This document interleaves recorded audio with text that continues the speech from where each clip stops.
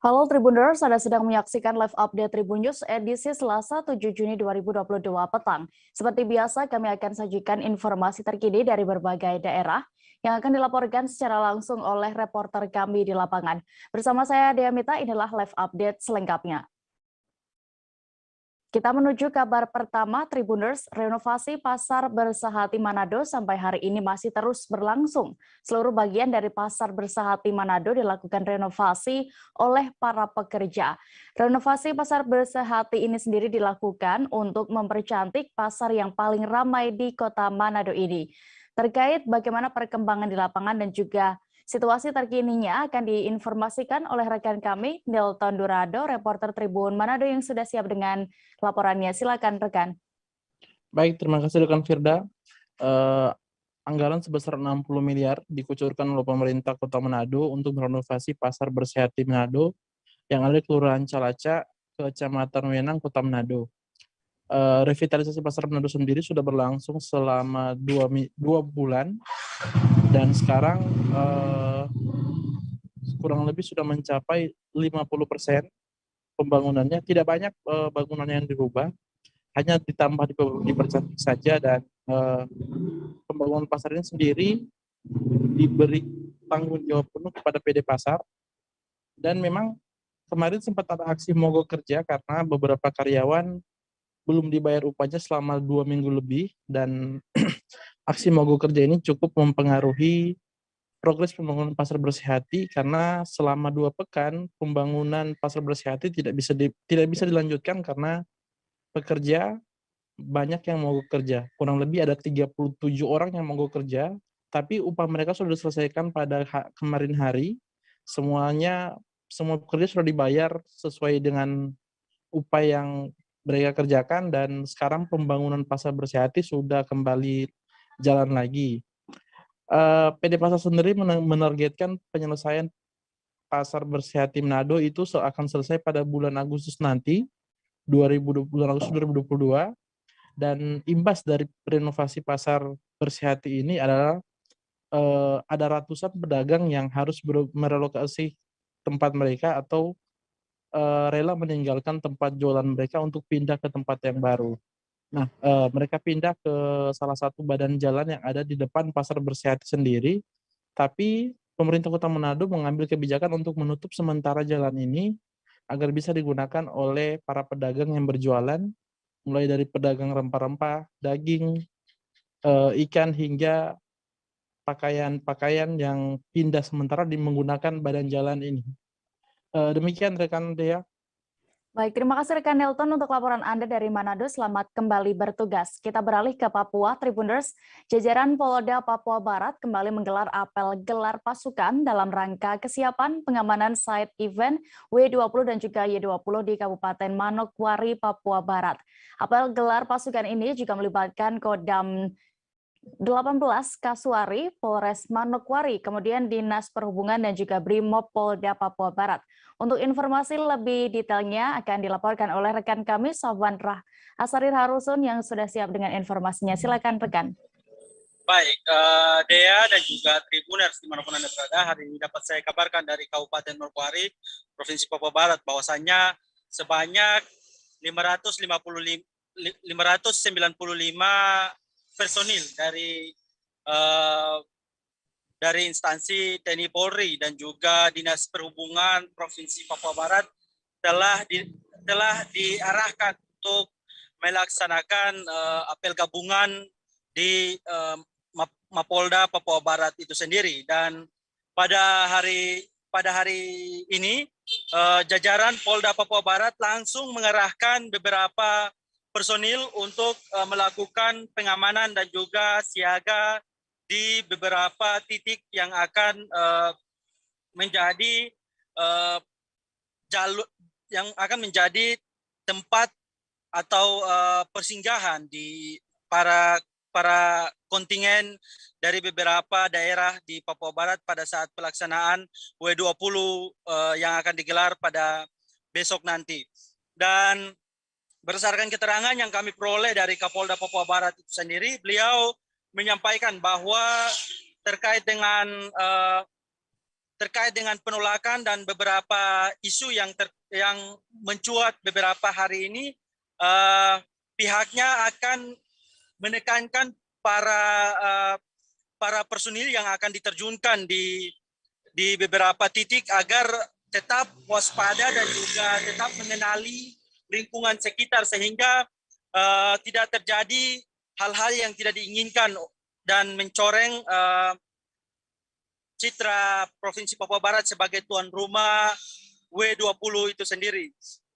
Dan berdasarkan keterangan beliau menegaskan agar para masyarakat atau para oknum pemuda yang ingin untuk melaksanakan aksi penolakan agar sebaiknya tidak boleh melaksanakan aksi penolakan itu sendiri, sebab ini merupakan hajatan kita bersama, sehingga beliau mengajak kita semua, mengajak seluruh masyarakat di Provinsi Papua Barat, khususnya di Kabupaten Manokwari, agar tetap menahan diri dan ikut menyukseskan kegiatan akbar yang berskala internasional di Kabupaten Manokwari itu sendiri. Dan berdasarkan keterangan beliau juga bahwa setelah apel gabungan tadi di Mapolda Papua Barat, beliau langsung menerjunkan beberapa personil termasuk tim Gegana untuk melakukan sterilisasi di Bandara Rendani Manokwari dan beberapa titik yang akan dikunjungi oleh para delegasi W20 yang nantinya akan mengunjungi Kabupaten Manokwari selama 2 hari ke depan. Begitu, Dea. Baik, terkait ini juga Tribuners rekan Sawan sudah mendapatkan keterangan dari Kapolda Papua Barat, Irjen Pol Tornagogo Sihombing. Selengkapnya kami tampilkan. Untuk persiapan ini maksimal ya, Pak? Kita maksimal, makanya kita akan gelar pasukan kita lakukan setelah kita menerima beberapa kali perubahan di panitia, itu juga mempengaruhi pola-pola pengamanan kita. Tapi kita lakukan gelar pasukan pada hari ini untuk memastikan mereka itu tahu apa yang dia kerjakan, ya, pengamanannya itu. Nah, setelah ini saya perintahkan untuk menggeladi, ya, kunjungan dari satu tempat ke tempat lainnya berapa menit apa semua itu sudah dilaksanakan karena itu terkait dengan pengamanan juga. Ini berapa personil yang disiapkan? Kita 595 ya, 595. Termasuk pemerintah daerah. Termasuk TNI, termasuk Pemprov juga ya. Brimob termasuk. Hah? Brimob sudah termasuk. Brimob sudah termasuk. Yang insert ya. Tapi tetap kita punya kerangka pasukan kerangka yang kita siapkan nanti suatu waktu kita ada. Bapak tanggapan Bapak terkait Aktor Mario Lawalata akan bertanding tinju dengan YouTuber Roy Ricardo. Keduanya akan bertemu di ring dalam perhelatan Holy Wing Sports Show atau HSS Boxing 2 pada 12 Juni 2022 mendatang. Sebelum pertandingan, Mario Lawalata dan juga Roy Ricardo tampaknya memanas. Bagaimana terkait ini selengkapnya akan dilaporkan oleh rekan kami, Ari Pujiwaluyo, reporter dari Warta Kota yang sudah siap dengan informasinya. Silakan rekan.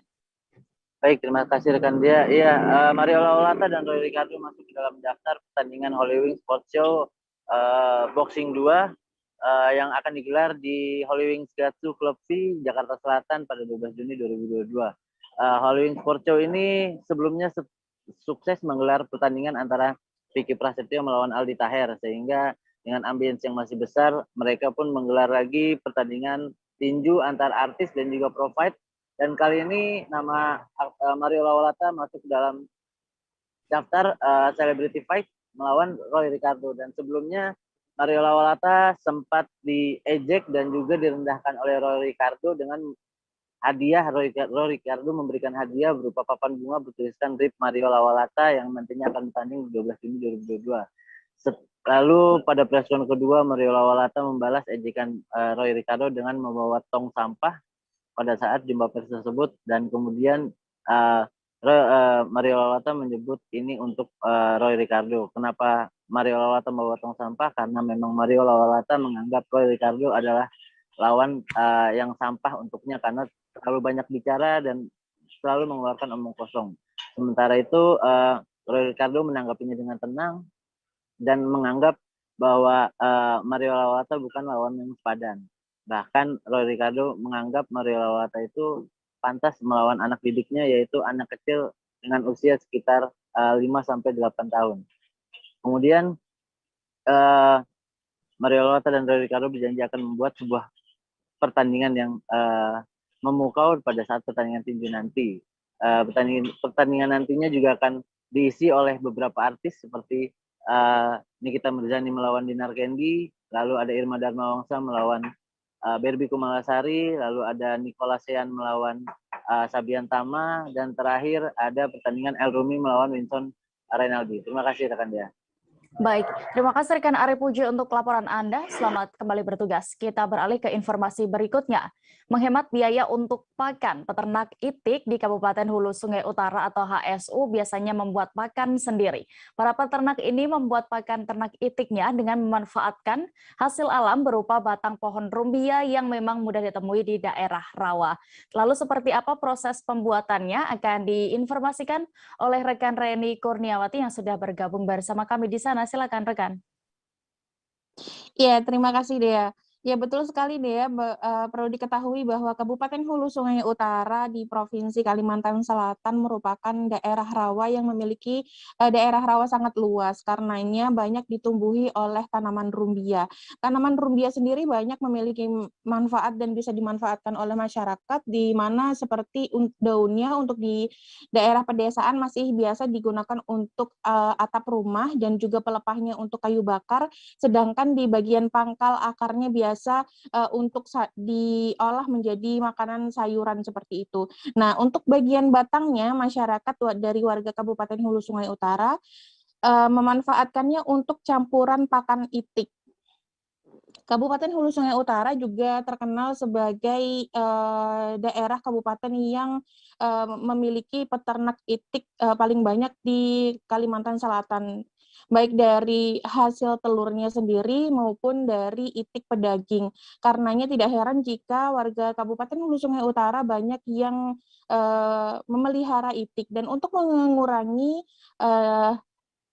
nilai produksi dari peternakan itik, maka batang pohon rumbia ini bisa dimanfaatkan oleh warga untuk campuran pakan itik sendiri. Biasanya untuk satu batang pohon rumbia sendiri bisa dimanfaatkan selama 2 minggu untuk pakan itik sekitar 200 ekor di usia sekitar 2 bulan. Dan untuk menyimpan batang rumbia ini agar tetap bisa bertahan dan bisa digunakan dalam jangka waktu yang lama, biasanya para peternak menyimpannya dengan cara merendam di dalam air. Bagian dari pohon rumbia, di batang pohon rumbia ini biasanya dihaluskan dengan cara untuk yang sederhana bisa diparut menggunakan alat sederhana yang mereka buat sendiri, atau bisa juga digiling jika memang peternakan dalam jumlah besar sehingga membutuhkan batang pohon rumbia yang sangat banyak. Ya, informasi tambahan Dea bahwa di Kabupaten Hulu Sungai Utara pada beberapa bulan lalu juga peternakan itik sempat terjadi adanya flu burung yang cukup parah pada bulan Maret, namun saat ini kondisinya sudah sangat membaik, dan juga untuk para peternak itik baik dalam jenis pedaging maupun petelur saat ini sudah mulai memelihara itik seperti biasa, dan juga untuk penjualannya sudah meningkat kembali dan kondisinya mulai pulih. Demikian Dea. Baik, terkait pembuatan pakan itik ini, Tribuners, rekan Reni juga sudah melakukan wawancara bersama warga desa Pangkalan Sari bernama Pahli. Berikut liputan selengkapnya. Dapatnya batang pohon rumbia kayak apa, Pian? Menebang seorang.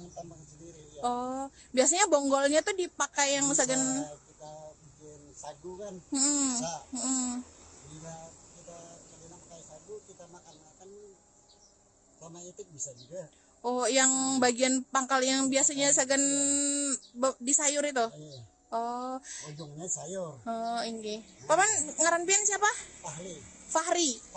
Pahli. Oke. Paman Pahli biasanya seminggu kah atau berapa kali menebang pohon rumbia tuh?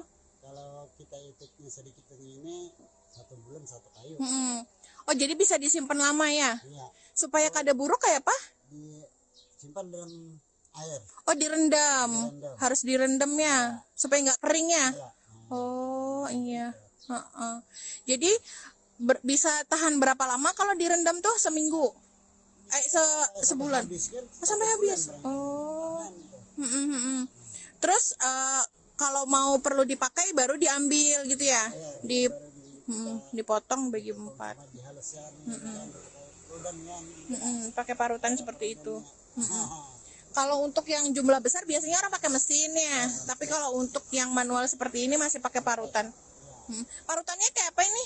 Ini papan biasa, makanya paku dadak kan. Baulah seorang kah pian parutannya nih?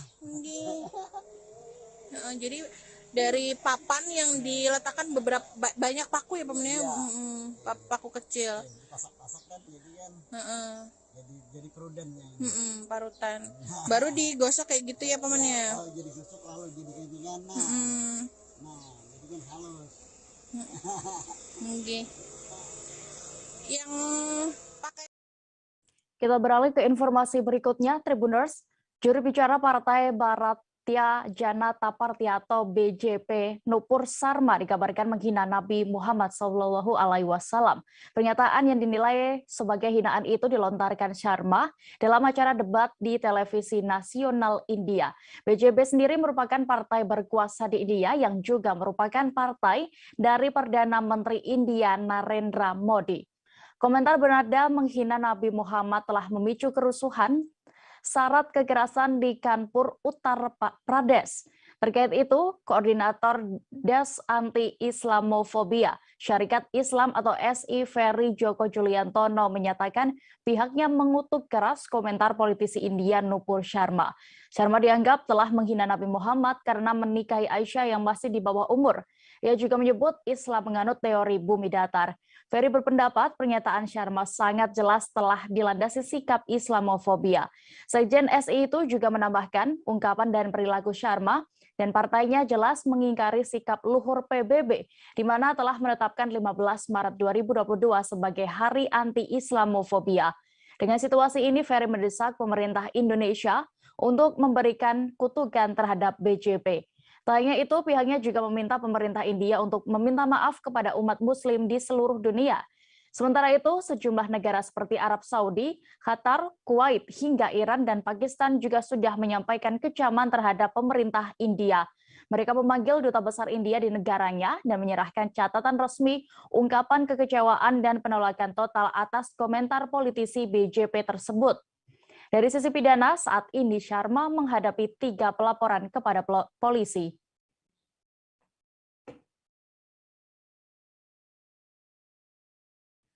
Sekelompok orang yang mengatasnamakan FPI Reborn menyampaikan deklarasi mendukung Anies Baswedan menjadi Capres 2024 mendatang.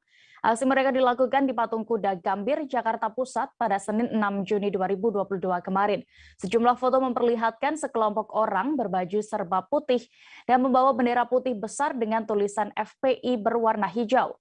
Foto-foto ini pun turut dibagikan politikus PSI Muhammad Guntur Romli dan pegiat media sosial Eko Kuntadi di media sosial mereka masing-masing.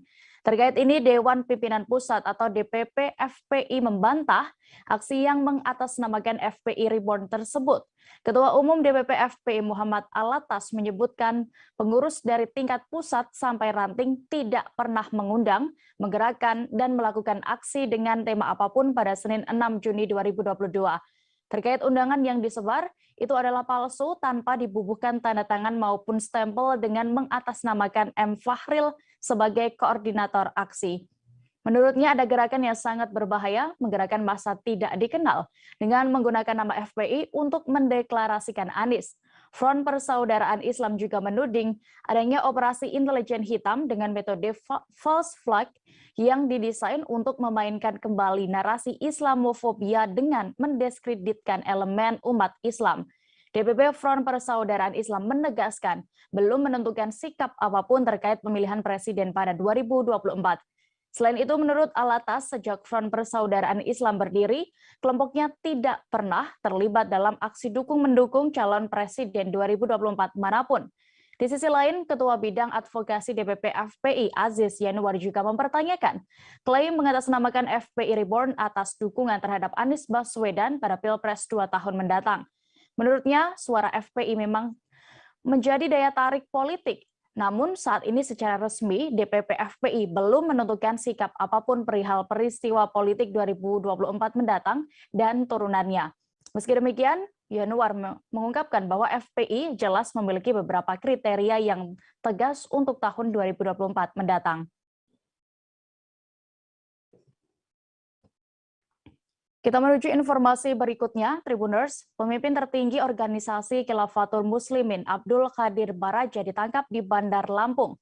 Di Reskrimum Polda Metro Jaya Kombes Hengki Haryadi juga memastikan ideologi kelompok itu bertentangan dengan Pancasila.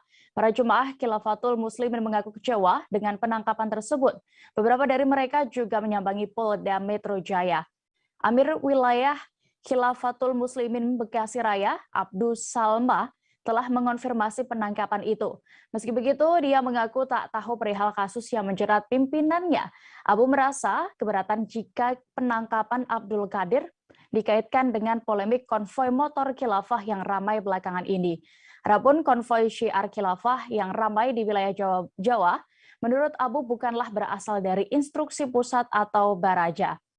Di Reskrimum Polda Metro Jaya, Kombes Hengki Haryadi menyebut, Khilafatul Muslimin menyebarkan ideologi khilafah melalui video ceramah yang diunggah di YouTube. Selain itu, kelompok Khilafatul Muslimin juga membuat buletin yang rutin diterbitkan setiap bulan hingga membuat selebaran-selebaran. Hengki menuturkan bahwa polisi sudah menganalisis seluruh materi yang ada dalam video ceramah Khilafatul Muslimin. Analisis tersebut pun melibatkan ahli agama Islam, ahli dari Kemenkumham, hingga ahli pidana. Hasilnya, polisi menemukan peristiwa pidana serta kegiatan yang dilaksanakan kelompok tersebut sangat bertentangan dengan Pancasila. Seusai diamankan di Lampung, penyidik membawa pimpinan tertinggi Khilafatul Muslimin Abdul Qadir Hasan Baraja ke Polda Metro Jaya. Sejumlah simpatisan Khilafatul Muslimin mulai terlihat di gedung di Reskrimum Polda Metro Jaya. Pada hari ini 7 Juni 2022 sekira pukul 14.30 waktu Indonesia Barat tadi.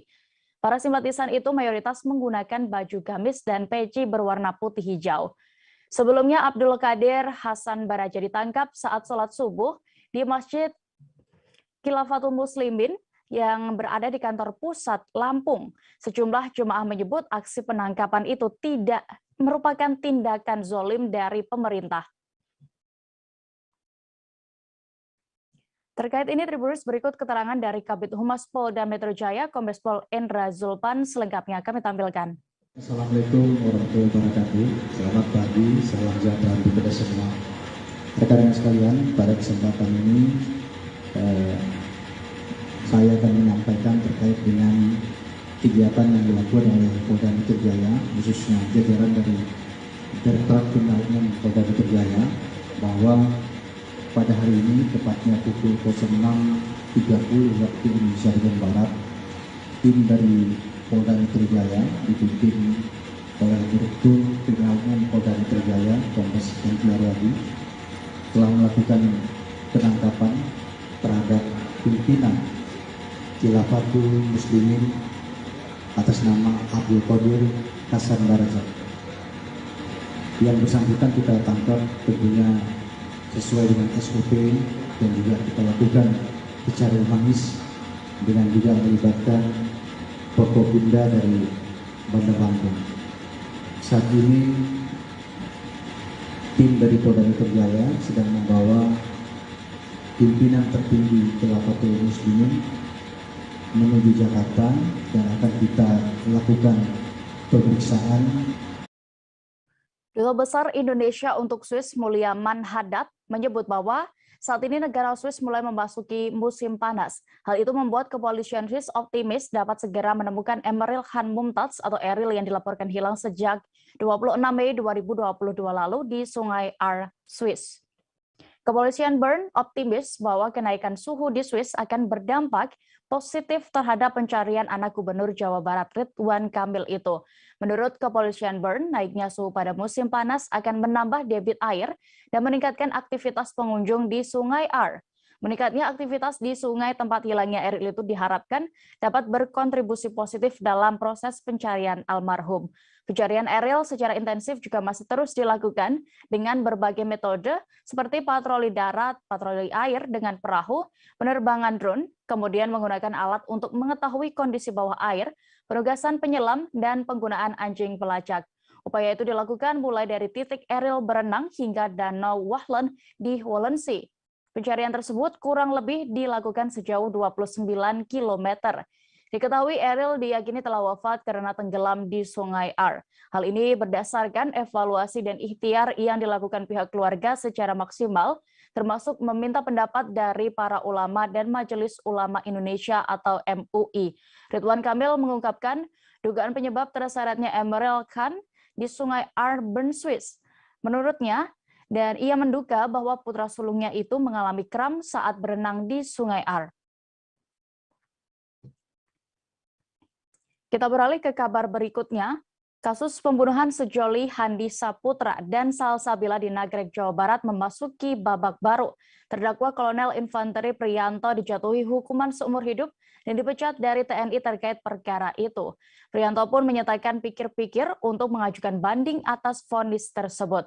Awalnya Majelis Hakim Brigjen Faridah Faisal menjelaskan bahwa Priyanto dapat menerima, menolak, atau pikir-pikir atas putusan yang sudah dibacakan. Hakim Faridah mempersilakan Priyanto berdiskusi bersama tim penasihat hukumnya untuk mengajukan sikap. Setelah berdiskusi dengan tim penasihat hukumnya yang hadir di persidangan, pihak terdakwa pun akhirnya memutuskan pikir-pikir. Priyanto akan pikir-pikir untuk banding selama 7 hari ke depan. Sebagai informasi, Hakim Ketua Brigjen TNI Faridah Faisal dalam berkas putusan yang dibacakannya menyatakan Priyanto terbukti secara sah dan meyakinkan melakukan 3 tindak pidana. Pertama, pembunuhan berencana yang dilakukan secara bersama-sama sebagaimana dalam dakwaan ke-1 primer. Kedua, perampasan kemerdekaan orang lain yang dilakukan secara bersama-sama sebagaimana dalam dakwaan alternatif kedua. Ketiga, menghilangkan mayat dengan maksud menyembunyikan kematiannya yang dilakukan secara bersama-sama.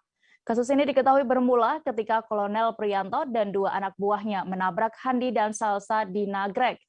Bukannya menolong korban, Kolonel Priyanto CS malah membawa mereka hingga keluar dari Jawa Barat dan membuang tubuh kedua korban ke anak Sungai Serayu. Salsa dibuang ke sungai dalam kondisi meninggal dunia, dan sedangkan Handi diduga dibuang ke sungai dalam kondisi masih hidup. Jasad kedua korban ditemukan di Sungai Serayu. Dari ketiga tersangka, diketahui Kolonel Priyanto lah yang menolak membawa Handi dan Salsa ke rumah sakit setelah kecelakaan akibat tabrakan dengan mobilnya. Dia juga yang memiliki ide untuk membuang tubuh Handi dan Salsa ke sungai. Polisi mengungkap sejumlah temuan mereka dari hasil penggerebekan private party di Depok pada Sabtu 5 Juni 2022 dini hari. Polisi menyebut peserta private party berasal dari sejumlah daerah, bahkan dari luar kota Jakarta. Kasat Reskrim Polres Metro Depok AKBP Yogen Heros Baruno mengatakan acara ini dihadiri oleh ratusan peserta didominasi oleh remaja. Ia pun menegaskan bahwa acara ini bukanlah pesta bikini seperti yang beredar di kalangan masyarakat. Para peserta hingga penyelenggara sempat digelandang ke Polda Metro Jaya. Mereka menjalani pemeriksaan tes urin di sana. Hasilnya, tak ada yang terkait dengan penyalahgunaan narkoba. Meski begitu, polisi menemukan banyak alat kontrasepsi. Namun terkait dugaan alat kontrasepsi tersebut akan digunakan untuk pesta seks, Yogen mengatakan pihaknya belum tahu persis. Polisi juga mengungkap harga tiket private party tersebut. Biaya perorangan mencapai Rp300.000 hingga Rp8 juta untuk tiket VVIP. Soal kabar yang beredar bahwa lokasi pesta tersebut berada di perumahan Pesona Kayangan, Yogen juga menepisnya. Hasil penelusuran, pesta pribadi ini digelar di sebuah rumah besar yang ada di kawasan Sukmajaya, Kota Depok. Rumah tersebut bertingkat 2 dan memiliki lahan lebih dari 1.000 meter, serta bangunan seluas 800 meter. Sejumlah fasilitas pun tersedia di rumah ini, mulai dari kamar yang jumlahnya cukup banyak, gazebo, kolam renang, hingga area barbecue. Pengelola rumah, yakni Tiar, mengatakan sejatinya rumah itu memang disewakan untuk keperluan acara keluarga, catering, halal bihalal, sampai reuni. Namun dalam acara kemarin pihaknya mengaku merasa tertipu karena panitia menyewa dengan alasan untuk acara ulang tahun kampus. Informasi tadi sekaligus menutup perjumpaan kita dalam live update petang ini, Tribuners. Lantaran masih di tengah pandemi, kami kembali mengingatkan untuk tetap menerapkan protokol kesehatan dimanapun Anda berada meski sudah mendapatkan pelonggaran dari pemerintah. Jangan lupa juga saksikan live update Tribun News esok hari di seluruh kanal YouTube Tribun Network. Saya Diamita mewakili kru yang bertugas pamit. Terima kasih dan sampai jumpa.